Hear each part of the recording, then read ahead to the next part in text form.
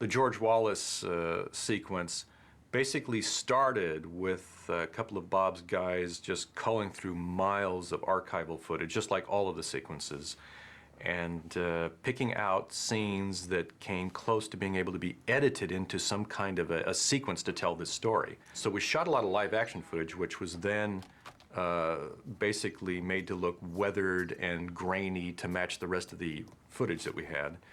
Then we saw the scene with George Wallace in it, and how do we marry that together? I'm going to be behind this guy? No, you're going to be poking your head out right here. Right behind it? Yeah, right behind it. Yeah, I'll show you right.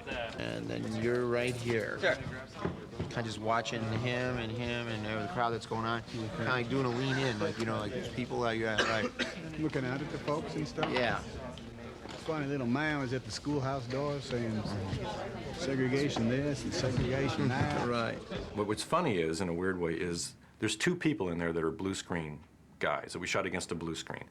But they weren't shot the same day because the second security guy was not available that day. So we shot Tom earlier, and he did all his scene with, you know, George Wallace doing the speech and looking at him. And then the whole thing again had to be manipulated so that all the new footage, which was shot in color, was all turned black and white, grainy, scratches all had to run through exactly when the scratches ran through the real shot, and then the scenes are all handheld anyway, just doing this. So all of that has to be carefully, one frame at a time, plotted, so the figure's put here in this frame, next frame the camera's over here, you got to put them over here, and it's got to look like it's all locked in beautifully.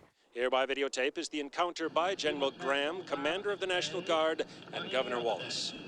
Because these National Guardsmen who are here today as federal soldiers are Alabamians, and they live within our borders. They are our brothers. We are winning in this fight because we are awakening the American people to the dangers that we have spoken about so many times, which is so evident today, the trend toward military dictatorship in this country.